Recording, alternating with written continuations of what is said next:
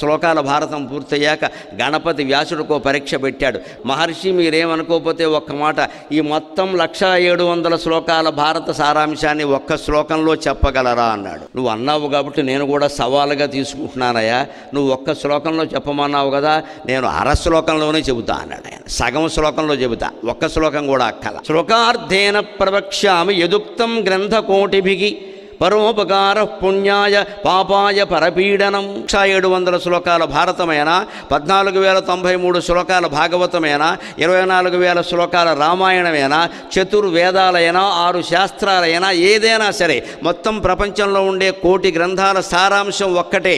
అది సగం శ్లోకంలో చెబుతున్న ఆ విషయాన్ని సగం శ్లోకంలో చెప్పాడు, అసలు విషయం సగం చెప్పాడు వ్యాసుడు. అంటే అది ఇలా చెబుతాను అనే విషయాన్ని సగం చెప్పాడు, మిగిలిన దాన్ని సగం చెప్పాడు. పరోపకార పుణ్యాయ పాపాయ పరపీడనం. ఇతరులకు ఉపకారం చేయడం పుణ్యం, అపకారం చేయడం పాపం.